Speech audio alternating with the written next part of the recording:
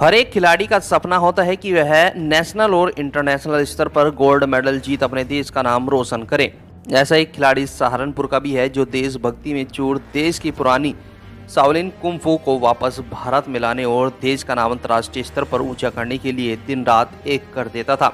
लेकिन आज वह खिलाड़ी पूरे तरीके से टूट चुका है और मात्र 1.5 से 2.5 फीट की दुकान चला रहा है। हम बात करें सहारनपुर के रहने वाले राजेश आर्य की, जिन्होंने 9 साल की उम्र से ही कुंफू कराटे सीखना शुरू किया था।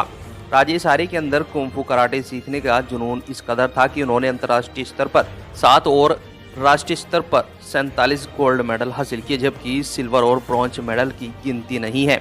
अंतर्राष्ट्रीय स्तर पर देश का नाम कई बार रोशन कर चुके राजेश आर्य आज गुमनाम की जिंदगी जी रहे हैं। 1.5 वर्ष पूर्व पत्नी की मौत हो जाने के बाद राजेश आर्य ने अपने घर का खर्च चलाने के लिए एक छोटी सी दुकान शुरू की। राजेश आर्य का एक बेटा और बेटी है। वही राजेश आर्य का बेटा और बेटी भी मार्शल आर्ट में अंतर्राष्ट्रीय स्तर पर गोल्ड मेडलिस्ट है। राजेश आर्य बताते हैं कि इतने सारे मेडल उनका एक जुनून था जो आज खत्म हो चुका है। अंतर्राष्ट्रीय स्तर पर गोल्ड मेडल हासिल कर आज वह सभी मेडल घर के विभिन्न कोनों में कूड़े के ढेर की तरह पड़े हैं। राजेश आर्य का कहना है कि एजुकेशन कम और समाज में पिछड़ापन उनके कार्य में सबसे ज्यादा आड़े आया।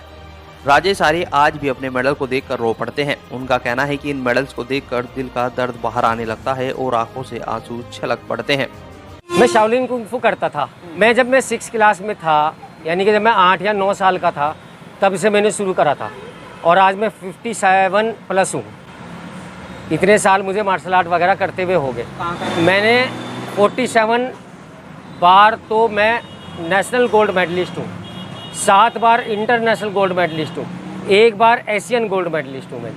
ये मेरे जुनून हैं जो एक उम्र के साथ ख़त्म हो गए और मैंने कभी कल्पना भी नहीं की थी कि जो मेरा जुनून है वो मुझे यहाँ तक ले जाएगा। लेकिन जब जीविका चलाने के लिए मुझे संघर्ष करना पड़ा तो मेरी एजुकेशन के साथ साथ मेरी बहुत सारी चीज़ें कह सकते हैं कि जैसे समाज में पिछड़ा वर्ग, उससे भी मैं विलोम करता हूँ, वो सबसे ज़्यादा आड़े आया कि एजुकेशन इज़ ए मस्ट। यदि आप हिंदुस्तान में हैं और आप गेम की किसी भी ऊंचाइयों को छू लें, किसी भी ऊंचाइयों को छू ले, चाहे किसी भी ऊंचाइयों को छू ले, वो एक दिन इसी प्रकार से कूड़े का ढेर बन जाएगा यदि आपके पास एजुकेशन नहीं है। बस अब तो फ़िलहाल कुछ नहीं है, मैं तो ये महसूस करता हूँ कुछ नहीं है, लेकिन ये है कि इन्हें देख के एक दर्द जो दिल में होता है, आंखें जो नम हो जाती है। बस यही कारण रहा कि मैं गेम को करते हुए भी सबसे पिछड़ा रह गया। आज मैं 3x4 की दुकान करके बैठा हूँ। अगर मैं बहुत मोटी कमाई कर रहा होता इससे तो पता नहीं क्या कितना बड़ा इंस्टीट्यूट खोल चुका होता।